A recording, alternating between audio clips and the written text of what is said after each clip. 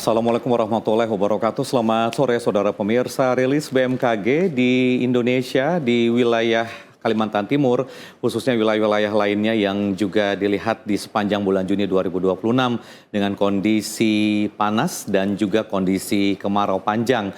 Ini pun akhirnya memicu strategi khusus yang dilakukan oleh pemerintah provinsi ketika kondisi tersebut hadir dan juga kondisi tersebut memberikan pengaruh yang signifikan bagi kondisi pertanian dan juga tanaman pangan yang ada di Kalimantan Timur.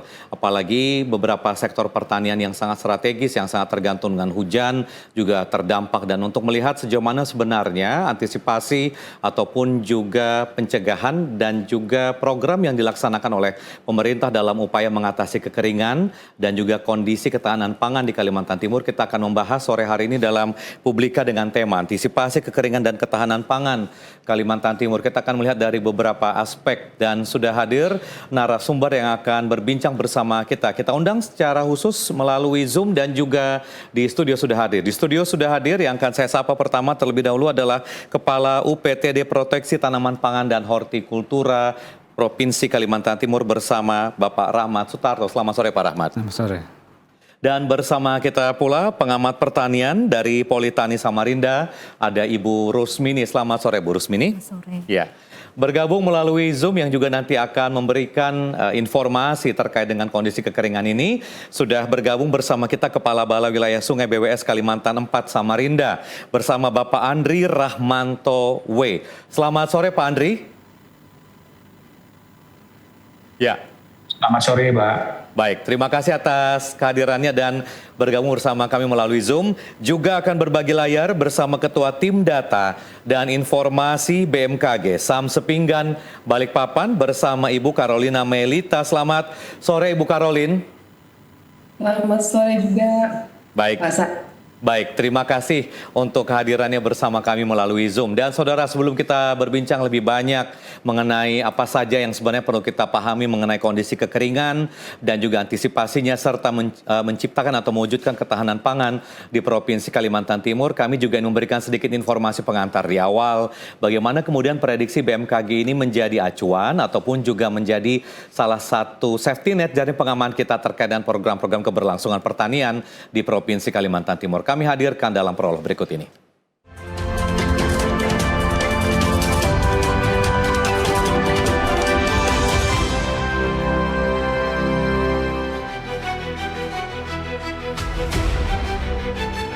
Berdasarkan perakiraan dari Badan Meteorologi, Klimatologi, dan Geofisika, periode kemarau bagi Provinsi Kalimantan Timur pada tahun ini diperkirakan mulai berlangsung pada bulan Juni 2026.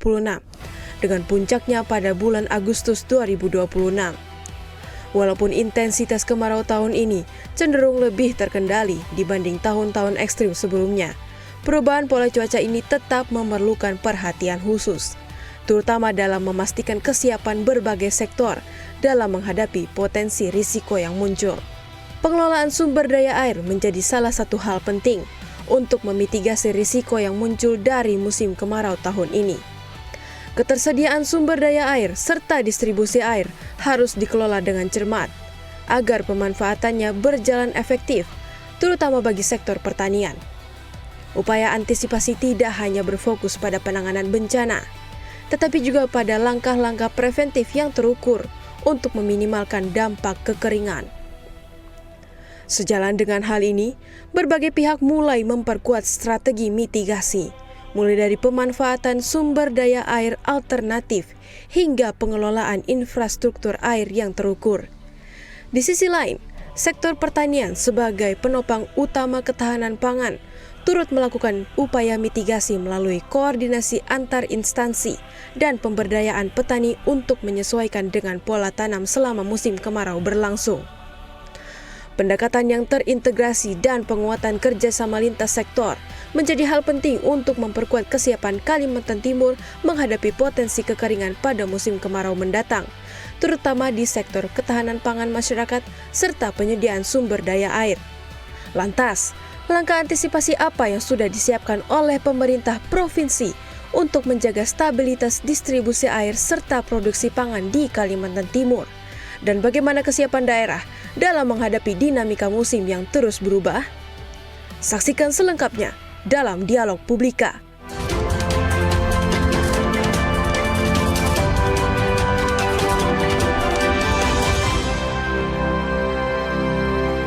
Publika sore hari ini membahas mengenai antisipasi kekeringan dan bisa juga adalah sebagai upaya untuk mewujudkan ketahanan pangan di Provinsi Kalimantan Timur. Kami membuka layanan partisipasi juga bagi Anda yang ingin bergabung bersama kami dalam Publika sore hari ini di 081149000046, 081149000046. Kami tampilkan di layar kaca untuk Anda lebih mudah bisa menghubungi kami. Baik, sebelum ke narasumber yang ada di studio, saya ingin ke Ibu Caroline terlebih dahulu mengenai rilis BMKG terkait dengan kondisi cuaca panas ataupun juga ya istilahnya kemarau, atau seperti apa sebenarnya Ibu Caroline kalau diprediksi BMKG sendiri menggunakan istilah yang digunakan ketika memantau kondisi cuaca selama bulan Juni hingga Agustus ini. Apakah ini termasuk kondisi panas ekstrim ataukah kemarau panjang atau bagaimana Ibu Caroline kalau dari BMKG sendiri? Ya, Ibu Caroline apakah sudah bergabung bersama kami Ibu Caroline untuk menyampaikan informasi dan juga memberikan informasi pengantar di awal mengenai apa saja yang perlu kita ketahui dengan kondisi cuaca di bulan Juni, Agustus 2026 ini, sehingga kita lebih mudah untuk mendapatkan informasi. Bu Caroline, kami boleh dibantu fitur mikrofonnya diaktifkan Ibu, agar kami lebih bisa mendengar lebih jelas suara, dan jika berkenan boleh diulang dari awal informasinya Bu Caroline. Baik, terima kasih. Mohon maaf atas kendala teknisnya. Baik, silakan. Ya. Di wilayah Indonesia sebenarnya musim kemarau telah secara nasional, secara press release sudah dari awal bulan Februari untuk beberapa wilayah di Pulau Sumatera maupun di Pulau Jawa. Untuk Kalimantan Timur sendiri, BMKG Kaltim sudah memberikan press release kepada pihak-pihak terkait di bidang kebencanaan khususnya pada awal bulan ini, karena awal musim kemarau di wilayah Kalimantan Timur diprediksi terjadi pada bulan Juni. Jadi saat ini kita berada di bulan April, kita sudah mengalami penurunan curah hujan di mana masih ada terjadi curah hujan, dan saat ini kita di bulan April kita berada pada musim peralihan secara umum di wilayah Kalimantan Timur. Oke, jadi Bu Caroline bisa dikatakan sebenarnya walaupun ini nantinya akan mulai di bulan Juni, sekarang peralihan, tapi sudah tanda-tandanya bisa terlihat dari Februari dan April ini pun juga sudah mulai terasa bahwa kondisi curah hujan menurun nih Bu Caroline ya? Ya, benar sekali Mbak Said. Jadi di mana kenapa kita mungkin masyarakat merasakannya dengan cuaca panas. Nah, jadi juga diwaspadai untuk wilayah-wilayah lahan gambut, karena biasanya itu kalau dari kita akan memantau itu ada titik-titik panas sehingga ada potensi-potensi terjadinya kebakaran hutan atau lahan, dan itu juga bisa menambah meningkatnya suhu udara, jadi cuaca semakin terasa panas. Baik, Ibu Caroline, terima kasih. Dan juga saya ingin mendapatkan informasi dari Pak Andri. Pak Andri, Balai Wilayah Sungai atau BWS Kalimantan 4 Samarinda, dengan kondisi seperti ini apa yang sebenarnya terpantau oleh BWS ketika ada rilis BMKG, kemudian membaca daerah-daerah yang sebenarnya juga biasanya terdampak. Apa yang BWS bisa sampaikan di awal mengenai kondisi kekeringan yang sudah diprediksi dari bulan Februari dan akan berlangsung hingga bulan Agustus, Pak Andri? Baik, Pak Said dan Bapak Ibu narasumber serta pemirsa TVRI yang berbahagia, kami dari BWS sebagai pengelola sumber daya air ini kemarin juga sudah mengikuti sosialisasi dan press release dari BMKG ya, yang tadi seperti disampaikan Bu Caroline, dan juga kami juga untuk mengantisipasi tersebut kami sudah berkoordinasi baik internal maupun juga dengan eksternal. Di antaranya adalah dengan Wali Kota Balikpapan, kemudian juga dengan Bupati PPU, karena Kota Balikpapan ini yang paling rentan kekurangan air untuk air minum. Adapun PPU Penajam Pasar Utara itu sebagai lumbung pangan Kaltim itu juga dikhawatirkan terdampak dari kekeringan ini. Namun kita cukup bersyukur bahwa apa yang tadi waktu press release kemarin disampaikan dari BMKG bahwa sebenarnya dampak kekeringannya ini tidak terlalu ekstrim ya, relatif middle ya, menengah gitu. Nah sehingga kami yakin dengan upaya kami berkoordinasi dengan beberapa instansi itu bisa kita minimalisir. Begitu Pak Said kurang lebih. Baik, terima kasih. Informasi awal. Baik, terima kasih Pak Andri. Nanti kita akan lanjutkan juga masih bersama Ibu Karolin. Sekarang ke Pak Rahmat. Pak Rahmat, kalau dari sektor pertanian sebenarnya ini yang biasanya memang selalu dikhawatirkan ketika komoditas pangan terdampak atas kondisi cuaca. Apa yang sebenarnya perlu diketahui oleh masyarakat dengan upaya-upaya yang dilakukan oleh pemerintah provinsi dan potensi pertanian apa yang sebenarnya masih bisa diselamatkan atau disesuaikan dengan kondisi kekeringan seperti saat sekarang, Pak Rahmat? Baik, terima kasih Mas Said.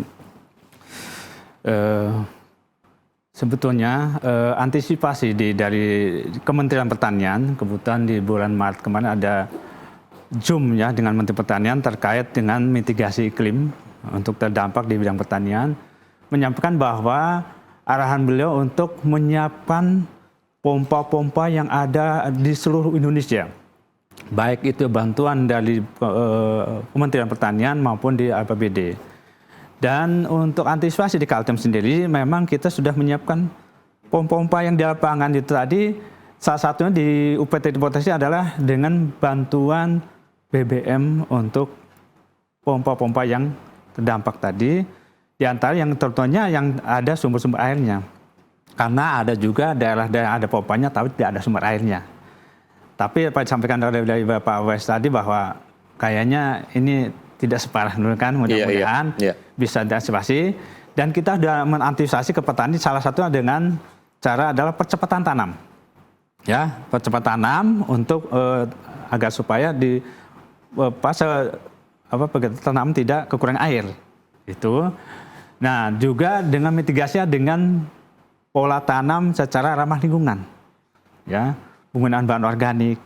Karena peningkatan suhu panas ini di antara adalah penggunaan pupuk dan pestisida kimia itu dampaknya kita sudah merubah pola petani tentunya dengan instan ya, tapi dengan cara bertahap dan ada kelompok-kelompok petani yang kami bina cara menggunakan pupuk organik dalam menanam pertanian. Itu terus tanam padi.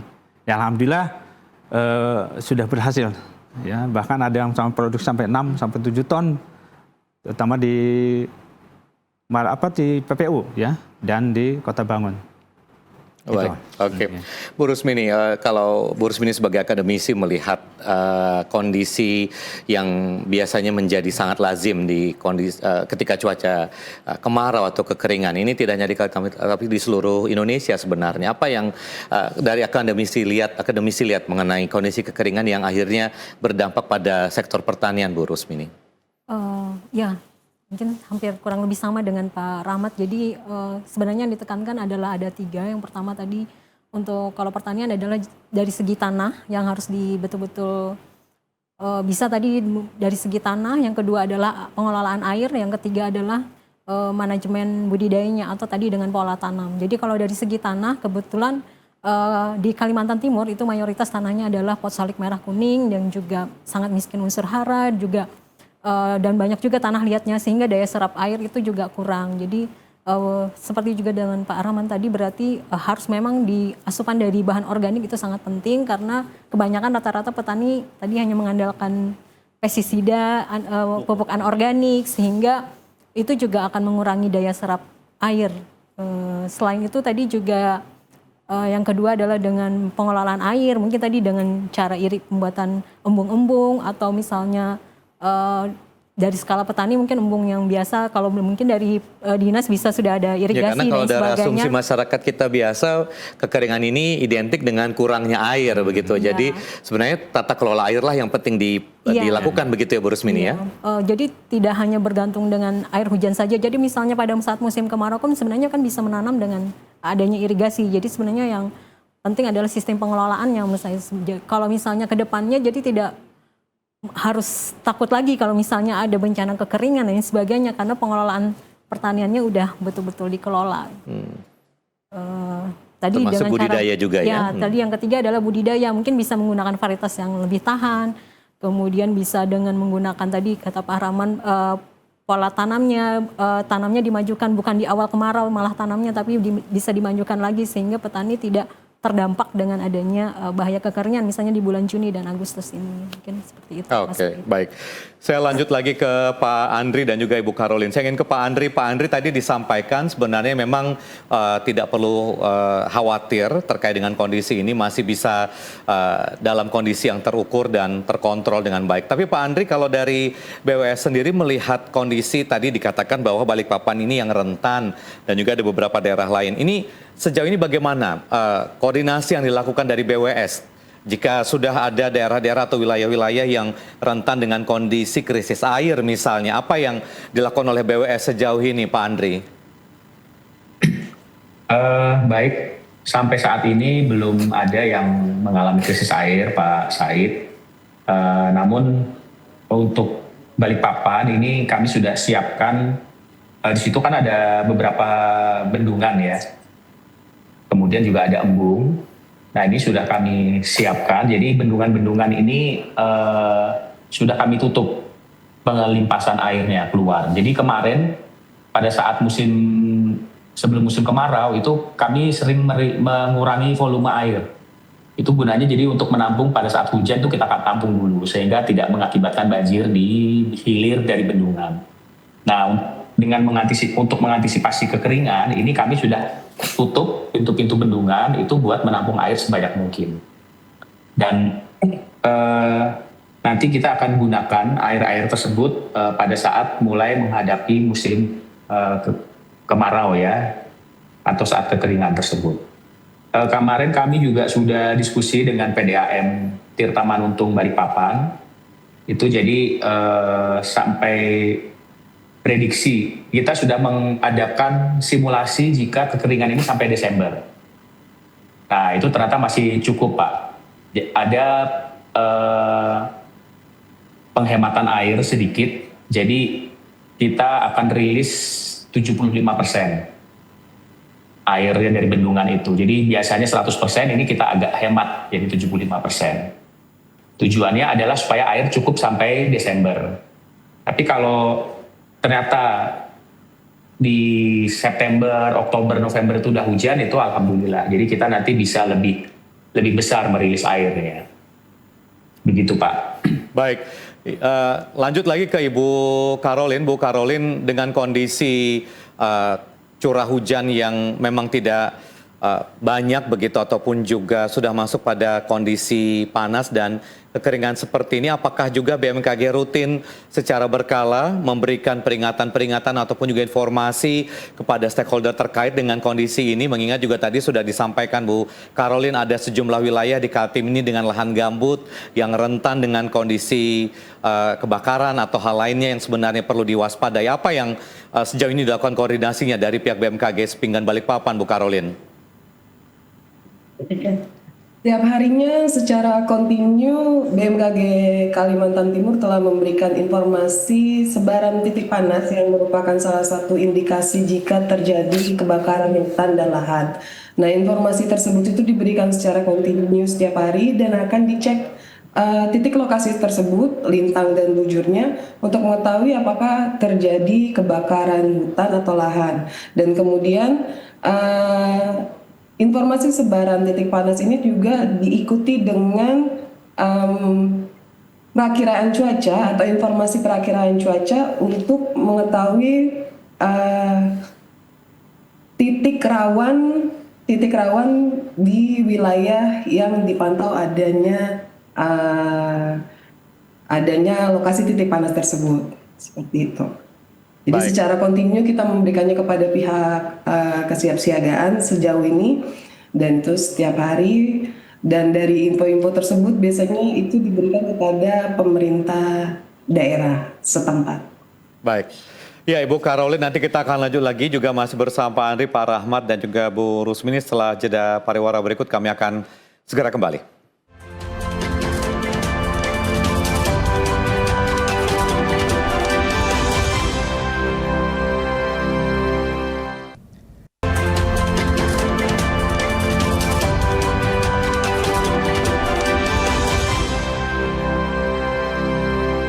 Anda masih bersama kami dalam Publika membahas mengenai antisipasi kekeringan dan juga mempertahankan ataupun juga mewujudkan ketahanan pangan di Provinsi Kalimantan Timur di tengah kondisi cuaca panas atau kekeringan yang terjadi yang sudah diprediksi dari awal tahun 2026 hingga nanti di bulan Agustus 2026. Narasumber yang hadir bersama kami di studio dan juga melalui Zoom juga nanti akan merespon jika ada penanya dari masyarakat pemirsa yang bergabung bersama kami di nomor telepon yang kami sediakan di 0811 4900 0046 0811 4900 0046. Tadi Pak Rahmat dari yang disampaikan tadi mengenai pola tanam sebenarnya yang Pak Rahmat tekankan tadi mengenai percepatan tanam gitu, masa tanam. Apa yang sebenarnya bisa dilakukan dengan percepatan tanam? Apakah kemudian menanam sebelum tahun 2026 begitu kemudian bisa dipanen sebelum kemarau datang atau bagaimana sebenarnya kalau teknisnya di lapangan sehingga hasil pangan tetap bisa dinikmati oleh masyarakat? Baik. Terima kasih Mas Said. Jadi program pertanian kita, jadi pola tanam maksudnya dipercepat adalah karena ini kami ke lapangan kemarin ya di Kutai Kartanegara itu sudah mulai pengolahan tanah dan penyemaian. Ya, penyemaian diharapkan nanti di bulan Mei awal sudah mau nanam. Jadi dipikal 3 bulan ke depan sebelum di bulan Juni sudah panen. Jadi tidak terdampak kekeringan sampai betul-betul terjadi kekeringan.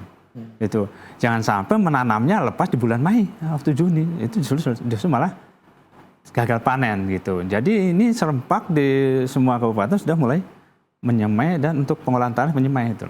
Itu dapat informasi dari awal karena sudah tahu ada kondisi musim kering begitu kemudian dilakukan percepatan tanam begitu Pak Rahmat. Betul, itu salah satu arahan dari Kementerian Pertanian Pak Menteri Pertanian kita bahwa antisipasi ke semua kabupaten kepala dinas sebenarnya untuk mengantisipasi DPI itu dengan cara percepatan tanam ke seluruh kabupaten kota se-Indonesia. Itu termasuk kita. Jadi kita di provinsi dan kabupaten siap siaga dengan cara itu tadi mitigasi percepatan tadi, percepatan tanaman dengan juga kualitas yang cepat. Oke, Bu Rusmini kalau melihat kondisi Kaltim sendiri, apakah sejauh ini dengan komoditas yang ada, apakah masih bisa dipertahankan komoditas ini? Apakah Kaltim masih bisa dalam kondisi aman komoditas-komoditas tertentu? Karena kalau kita melihat di misalnya Pulau Jawa yang sangat bergantung pada padi sawah, itu artinya kan mereka sangat terdampak begitu. Bagaimana dengan Kaltim, komoditas-komoditas yang ada di wilayah-wilayah kabupaten kota dengan kondisi kekeringan ini, Bu Rusmini? Baik, terima kasih Mas. Saya lihat kalau untuk Kalimantan Timur masih aman ya, tergolong aman Pak Rahman. Dan juga tadi udah dari BMKG juga kemaraunya tidak terlalu seperti yang dulu dan saya lihat juga di Kalimantan Timur kan termasuk tropika basah. Jadi meskipun kemarau masih ada hujannya dibandingkan wilayah mungkin seperti daerah Jawa yang betul-betul kemarau.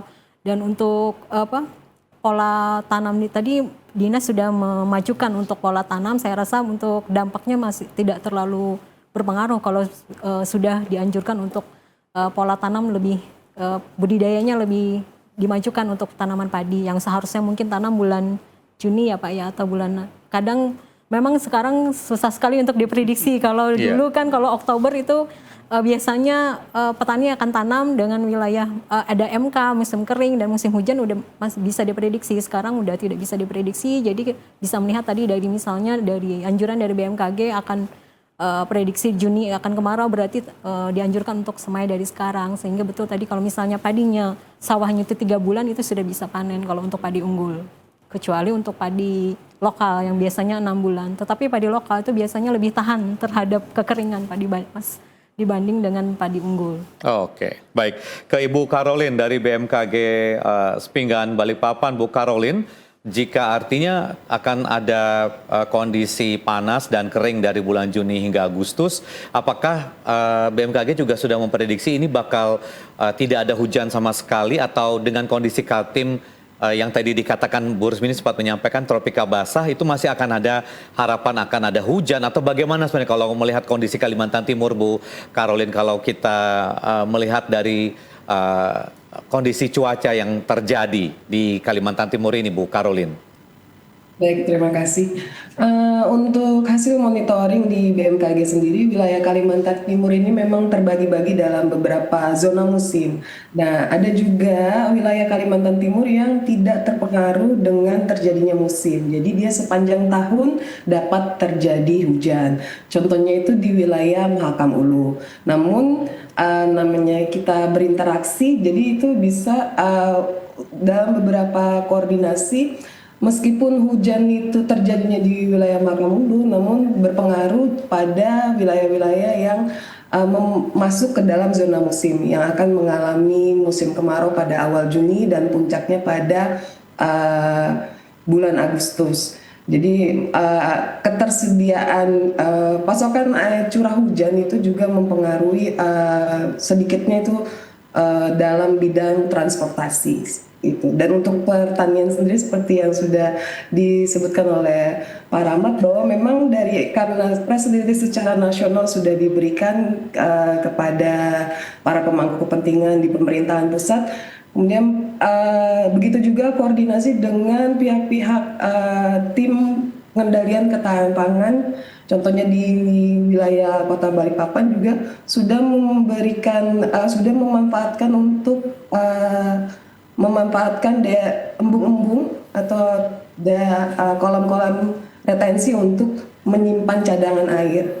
Jadi musim kemarau kita bakal menghadapinya pasti, dan El Nino itu adalah cuaca global dan dampaknya memang dapat mengurangi curah hujan di wilayah Indonesia. Jadi ketika musim kemarau kita hadapi dan El Nino terjadi, ada potensi kekeringan itu atau potensi kurangnya curah hujan itu. Jadi kita bisa, dan BMKG sudah mengajak para pemerintah dari pusat hingga daerah untuk mengawali langkah antisipasi tersebut. Baik, ya. Lanjut lagi dari Bu Karolin ke Pak Andri. Pak Andri, tadi disampaikan beberapa skenario yang dilakukan hingga simulasi di tahun 2026 ini hingga bulan Desember, bahwa kecukupan air ini bisa diatasi begitu. Apakah sebenarnya skenario ini juga sudah merupakan skenario yang biasa dilakukan oleh BWS melihat kondisi kering yang biasa terjadi di pertengahan tahun, atau bagaimana sebenarnya? Apakah memang sudah menjadi sebuah prosedur yang dilakukan secara resmi begitu, atau bagaimana Pak Andri? Baik, jadi memang kami sangat beruntung, sangat bersyukur ya dapat early warning dari BMKG sehingga kita bisa mengantisipasi pengalaman dari tahun-tahun sebelumnya, kekeringan yang sebelumnya. Makanya kami sekarang lebih awal berkoordinasi dan menyiapkan tampungan-tampungan. Gitu Pak. Kemudian juga tadi seperti disampaikan Bu Karolin juga embung-embung kita, kemudian bendungan kita juga sekarang sudah siap menampung air sebanyak mungkin, dan nanti pada waktunya jika dibutuhkan itu siap memberikan air. Perlu kami sampaikan juga kepada Pak Rahmat, ke Bu Rusmini, bahwa kami juga ada sumur air dalam. Jadi ini air bawah tanah di dalam aquifer yang kita pompa. Dan ini memang tersebar di Kutai Timur ada 1, di Bontang ada 9, di Kutai Kertanegara ada 10, di Balikpapan ada 8, di PPU ada 4, kemudian di Pasir itu ada 12. Jadi itu yang sebagai cadangan Pak. Jadi selama ini kita menggunakan air permukaan, namun air yang di dalam tanah itu bisa kita manfaatkan pada saat kemarau yang benar-benar membutuhkan air. Oke. Gitu Pak Said. Pak Andri, dengan penjelasan Pak Andri ini, sejauh ini fasilitas-fasilitas tersebut apakah masih bisa digunakan dengan baik, di-maintain dengan baik, dan jika nanti kondisi diperlukan juga bisa digunakan begitu Pak Andri? Iya, betul Pak. Kondisinya baik, ya, ada beberapa trouble tapi sudah kami perbaiki. Dan juga, oh ya ada tambahan lagi ini mobile tanki ya. Jadi kami di Kementerian PU itu ada 30 di Kalimantan Timur ini mobile tanki. Jadi jika memang ada masyarakat atau daerah yang benar-benar membutuhkan, itu nanti akan berkoordinasi dengan BPBD BPBD Kabupaten. Nah, ini nanti kita akan siap drop air melalui tangki-tangki dalam mobil tangki tersebut, Pak. Oke, baik Pak Andri. Saya lanjut lagi ke Bu Rusmini dan juga Pak Rahmat. Bu Rusmini, sebenarnya kalau melihat varietas pertanian di Kaltim ini, apakah dengan keunggulan varietas lokal itu tadi masih bisa membantu kondisi tanaman pangan kita atau bagaimana Bu Rusmini melihatnya? Seperti misalnya yang padi lokal begitu atau bagaimana Bu Rusmini melihatnya? Iya, baik. Terima kasih Mas Said. Sebenarnya ada beberapa varietas unggul yang bisa tahan untuk kondisi kekeringan. Jadi bisa menggunakan varietas unggul tersebut. Kenapa saya bilang tadi varietas lokal tahan? Karena ada beberapa wilayah di petani yang masih menggunakan varietas lokal karena biasanya lebih pada rasa gitu Mas Said. Jadi sebenarnya sih lebih bagusnya menggunakan varietas unggul karena bisa 3 kali tanam misalnya dalam setahun menggunakan irigasi dibandingkan dengan varietas lokal. Jadi kalau misalnya ini lebih kepada menggunakan varietas unggul yang tahan saja menurut saya. Tapi kalau misalnya petani lebih suka tadi dengan varietas lokal itu biasanya juga lebih tahan dan juga biasanya juga tidak terlalu responsif dengan pemupukan ya Pak ya, sehingga lebih tahan gitu. Oke, Pak Rahmat boleh ditambahkan Pak Rahmat mengenai varietas pertanian kita menghadapi kekeringan ini Pak Rahmat. Baik, jadi ada beberapa varietas yang tahan kekeringan. Di antara ada Impari, jadi Impari 32 Impari 42, 43 dan Impari 30 itu bisa ya untuk mengatasi kekeringan dan dia tahan kering dan untuk diciptakan. Juga mungkin ada lagi sedikit saya boleh disampaikan yaitu, Pak. Tadi kan juga ada Impago 8, Impago 9 dan Impago 11. Itu jenis-jenisnya gitu ya. Varietasnya itu bisa untuk menjaga kekeringan itu tanam bentuknya apa? Apakah padi ataukah padi ya? Bibit padinya yang memang diciptakan untuk kekeringan. Itu dirilis varietasnya gitu. Oke, kalau untuk wilayah sebaran lahan pertanian sendiri yang masih perspektif dan punya potensi itu di mana saja kalau di Kaltim ini Pak Rahmat? Kalau potensi yang paling luas ada di Kukar. Di Kukar ya? Di Kukar, selanjutnya di PPU, Pasir, itu kan Kutai Timur dan Berau itu masih potensi.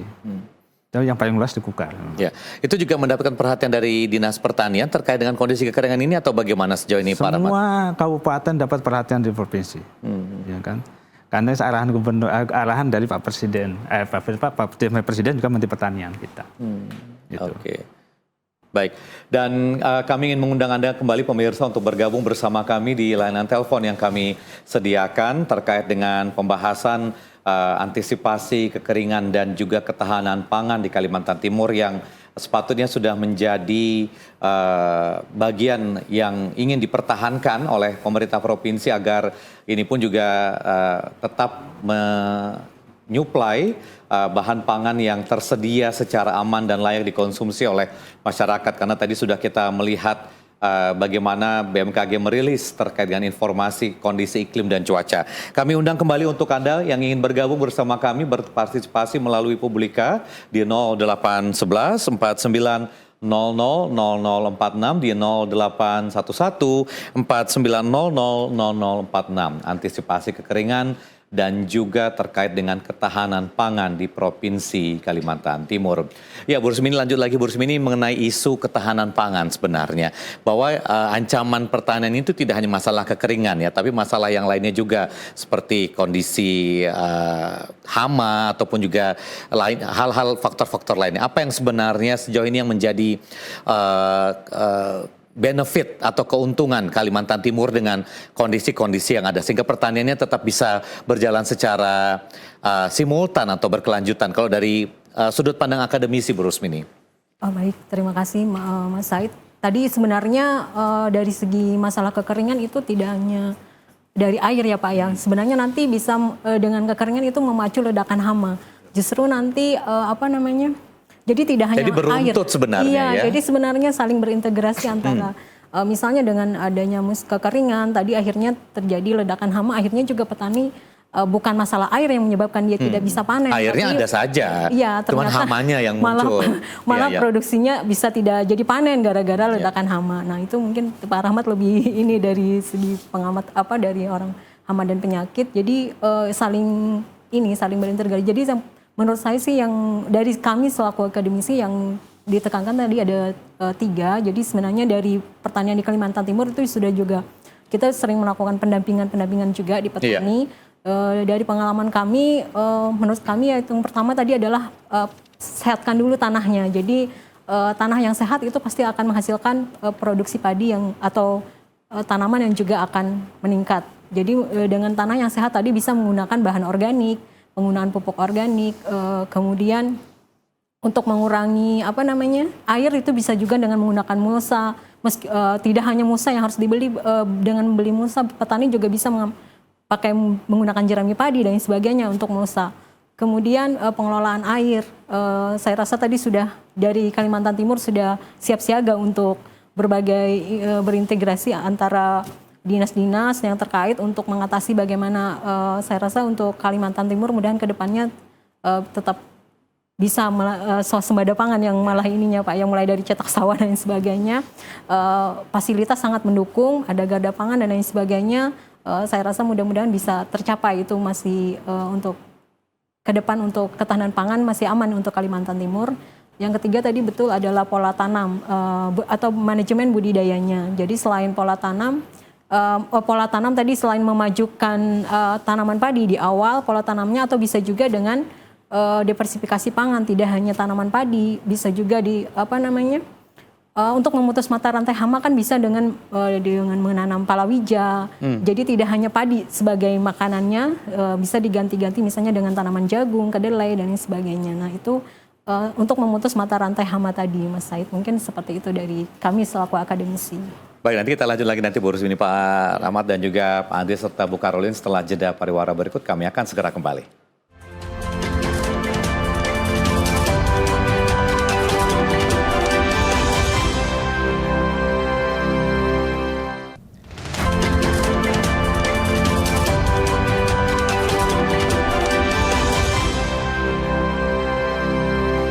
Terima kasih Anda masih bersama kami dalam Publika membahas tema mengenai menciptakan ketahanan pangan dalam tantangan kondisi cuaca iklim kekeringan seperti di tahun 2026. Ini yang tadi sudah diprediksi oleh BMKG hingga bulan Agustus 2026. Kami juga membuka layanan partisipasi bagi Anda untuk berinteraksi bersama kami di 0811 4900 0046. Saya ingin ke Pak Andri lagi. Pak Andri, kalau melihat proporsi ataupun juga prioritas terkait dengan fasilitas BWS, kemudian juga pasokan air, ini kan ada sektor pertanian yang harus disokong, dibantu, didukung, disuplai, tapi juga ada kebutuhan sehari-hari masyarakat terkait dengan air. Ini bagaimana BWS sejauh ini mencoba untuk melihat proporsi yang pas membagi-bagi kebutuhan-kebutuhan air ini untuk sektor pertanian, untuk sektor yang lainnya, untuk kebutuhan masyarakat sehari-hari, bagaimana Pak Andri? Ya, jadi memang kebutuhan untuk pertanian itu memang yang paling besar, Pak. Sekitar secara nasional itu 80% itu biasanya untuk pertanian. Nah, sedangkan untuk kebutuhan domestik, air minum itu jumlahnya lebih kecil, jauh lebih kecil. Dan menurut undang-undang itu menjadi prioritas pertama. Menurut undang-undang sumber daya air itu menjadi prioritas pertama. Jadi jika memang benar-benar kekurangan itu akan kita berikan ke air minum. Namun jika ada kelebihan ya itu sudah tercukupi air minum, nah itu baru kita juga akan prioritaskan untuk pertanian. Adapun sektor-sektor lain, misalnya industri, perdagangan, itu akan kita rasionalisasi ya. Jadi yang penting pertanian dahulu. Dan ini juga sesuai juga dengan amanat Bapak Presiden itu untuk mendukung ketahanan pangan. Nah, upaya-upaya kami tadi seperti telah disampaikan, dan itu memang perlu sinergi. Tadi seperti disampaikan ke Pak Rahmat, itu bahwa ada percepatan tanam ya, cepatan tanam. Jadi sebelum musim kemarau ini sudah mulai melakukan musim tanam. Kemudian juga sebenarnya juga ada nanti kita sistem golongan. Jadi pembagian airnya itu dibagi tidak bersamaan penanamannya. Jadi banyak teknik metode untuk mensiasati ketersediaan air yang terbatas untuk pertanian tersebut. Dan itu memang biasa sudah kita lakukan antara PU dengan Kementerian Pertanian dan Dinas Pertanian. Gitu Pak Said. Baik, ya. Kembali ke Ibu Caroline dari BMKG Sepinggan Balikpapan. Bu Caroline, dengan update informasi yang disampaikan ini dan juga kesiapsiagaan dari unsur pemerintah, apa juga yang biasanya diberikan oleh BMKG? Informasi lain tambahan apa lagi yang biasanya juga menjadi informasi pendukung agar kekeringan ini biasanya bisa diantisipasi lebih baik, kemudian juga program-program berjalan tetap normal begitu? Apa yang biasanya juga BMKG sangat support informasinya untuk membantu pemerintah ketika menghadapi kondisi cuaca yang bisa berubah-ubah sewaktu-waktu, Bu Caroline? Terima kasih. Sebelum itu saya ingin menyampaikan sedikit Pak ke Boleh. Pak Rahmat ini Pak. Jadi kan sebagian besar di Provinsi Kalimantan Timur ini diprediksi awal musim kemarau itu pada bulan Juni Pak. Jika memang ada kegiatan pola tanam yang dipercepat Pak. Untuk di wilayah Kabupaten Penajam Pasir Utara diprediksi itu awal musim kemarau itu pada bulan Agustus. Jadi kemungkinan kegiatan pola tanam yang dipercepat itu mungkin agak cocok secara masif dapat dilakukan di wilayah Penajam Pasir Utara. Itu sebagai informasi tambahan, dan informasi prediksi ini juga sudah disampaikan langsung kepada pemerintah di Kabupaten Penajam Pasir Utara. Semoga dapat bisa berkoordinasi dan saling mendukung dengan dari pihak provinsi. Untuk potensi kekeringan yang akan kita hadapi di Kalimantan Timur pada tahun ini itu dibarengi selalu dengan informasi potensi rawan kebakaran hutan yang tadi saya sebutkan tadi. Kebakaran hutan dan lahan ini tuh dipantau dari lokasi-lokasi titik panas. Jadi semakin banyak terpantau lokasi titik panas di wilayah tersebut, maka semakin tinggi potensi krisis kekeringan yang dapat terjadi. Karena dipastikan di daerah resapan air itu atau tanah tersebut tidak ada air, melainkan ada unsur-unsur kimia yang dapat menyebabkan timbulnya api, yang ketika api itu terpicu dan tidak segera diketahui kejadiannya, maka dapat terjadi kebakaran hutan yang masif untuk diwaspadai, seperti itu. Ya. Ibu Caroline, terima kasih untuk tambahan informasi yang tadi. Ini menjadi kabar gembira juga bagi PPU ya. Kalau PPU tadi diperkirakan Agustus baru akan mulai kekeringannya. Jadi bisa lakukan percepatan tanam, ini sangat disupport oleh kondisi cuaca.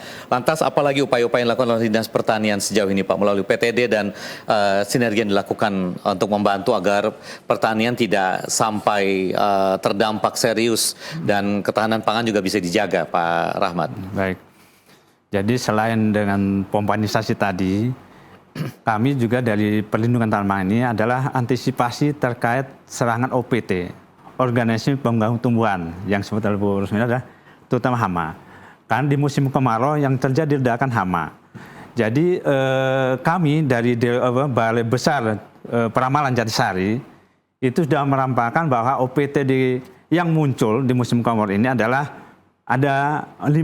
Yang pertama tikus, itu tikus merupakan OPT utama baik di Indonesia maupun di Kaltim. Kedua penggerek batang, ketiga belang sangit, hama pitwaslu, ya, dan hama yang lain. Nah itu kita antisipasi dengan cara apa? Kita sudah siapkan pelurunya, yaitu baik yang ramah lingkungan atau yang pestisida kimia. Kebetulan kita dapat bantuan pestisida di pusat untuk antisipasi di musim tanam kemarau ini, Pak. Itu, Pak. Oke. Bu Rusmini, dengan kondisi yang ada seperti saat sekarang, apa yang perlu dilakukan oleh pemerintah provinsi melalui Dinas Pertanian terkait dengan upaya-upaya untuk mempertahankan agar sektor pertanian ini tetap bisa berjalan secara baik, tidak terganggu secara ekstrim begitu, tapi tetap bisa membantu para petani agar hasil pertaniannya tetap bisa dinikmati? Baik, terima kasih Mas Said. Tadi mungkin sudah dibeberkan sama Pak Rahman ya. Untuk mengatasi, tadi kan ada 3, yang pertama adalah tanah, kemudian pengelolaan air dan manajemen budidaya. dari segi tanah mungkin tadi sudah dari Dinas Pertanian bisa melakukan dengan pola perubahan dari penggunaan pupuk anorganik menjadi pupuk organik, sehingga tanah di Kalimantan Timur itu selain daya serap airnya juga cukup lebih tinggi dibandingkan dengan menggunakan pupuk anorganik, juga akan ramah lingkungan. Kedepannya bisa meningkatkan produksi tanaman. Kemudian dari segi pengelolaan air tadi sudah ada pompa. Kemudian saya lihat kemarin juga dengan Dinas Pertanian juga ada irigasi di berbagai wilayah untuk di Kalimantan Timur untuk mengatasi air tadi dengan dan juga dari embung dan lain sebagainya. Saya rasa dari dinas sudah melakukan berbagai upaya untuk meningkatkan, tetap mempertahankan, mudah-mudahan bisa ketahanan pangan di Kaltim tidak terpengaruh dengan adanya kemarau ini, dan juga manajemen budidaya. Nah, ini juga sangat penting menurut saya, selain tadi pola tanam perubahan memajukan tanamnya, juga dengan diversifikasi pangan, tidak hanya menggunakan tanaman padi, kemudian juga bisa di pola tanam dengan palawija dan lain sebagainya untuk memutus mata rantai hama, dan juga penting sekali di petaninya justru. Jadi pemberian edukasi ke petani, mengadakan penyuluhan, mungkin bisa dengan sekolah lapang yang lebih agar petani lebih bisa memahami. Masih relevan lah ya penyuluhan-penyuluhan ini untuk masyarakat lah ya, untuk petani. Misalnya sekolah lapang tentang iklim, saya rasa mungkin ada ya Pak ya, biasanya ada untuk sekolah lapang iklim. Jadi petani udah sudah bisa, nanti akan ada kemarau, berarti sudah jauh-jauh hari udah menyiapkan gitu. Meskipun dinas belum ngasih tahu, mereka sudah tindakan dari mereka sendiri. Jadi saya rasa untuk penyuluhan juga sangat penting ke petaninya. Oke, edukasi. Baik. Ya, terakhir apa yang ingin Ibu sampaikan kepada semua pihak terkait dengan kondisi kekeringan ini dan ketahanan pangan Kalimantan Timur? Singkat saja sebagai closing statement, Bu Rusmini. Baik, mungkin dari kami selaku akademisi juga akan, saya rasa sinergi sangat penting. Tadi selain akademisi juga dari dinas dan juga dinas-dinas terkait untuk bagaimana mengatasi ketahanan pangan agar bisa di Kalimantan Timur tetap bisa aman dari ini ke depan, baik dari untuk jangka pendek maupun untuk jangka panjang. Jadi sudah disiapkan dari jauh-jauh hari ini. Oke, baik. Pak Rahmat, ada yang mau disampaikan untuk seluruh masyarakat Kalimantan Timur sebagai closing statement? Baik, terima kasih Mas Said. Jadi harapan dari kami atas nama Dinas Pangan dan Hortikultura Provinsi Kalimantan Timur bahwa khususnya untuk para petani diupayakan untuk percepatan tanam, ya, menjaga lingkungan tanahnya, kalau perlu penggunaan pupuk organik perlu meskipun jumlah terbatas tapi rutin setiap musim tanam, juga menjaga terhadap sarana OPT karena di musim kemarau OPT khususnya hama akan cepat berkembangnya, gitu kan. Yang kedua adalah khusus para petugas POPT dan penyuluh untuk bersinergi kerjasama, karena di Dinas Pangan sendiri ada punya petugas POPT Pak, jadi sekitar 53 orang se-Kaltim. Jadi mohon teman-teman untuk bersinergi dengan penyuluh, mewaspadai di musim kemarau ini kerjasamanya agar bisa swasembada tercapai di Kalimantan Timur.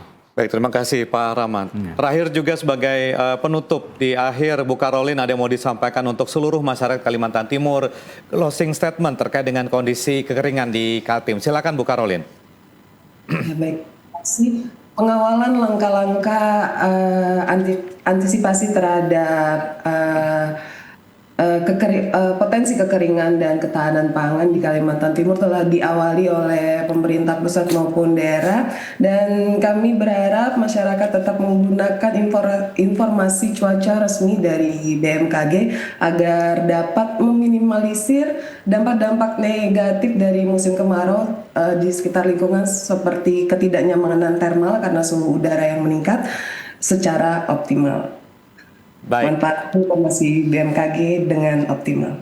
Baik, terima kasih Ibu Karolin. Terakhir, Pak Andri, ada yang ingin disampaikan untuk seluruh masyarakat Kalimantan Timur dari BWS mengenai kondisi kekeringan di Kaltim. Silakan Pak, sebagai closing statement Pak Andri. Ya, singkat aja. Jadi air itu adalah sumber kehidupan. Mari kita jaga sumber air, sungai, danau, bendungan yang ada, dan kita gunakan air sehemat mungkin. Terima kasih, selamat sore.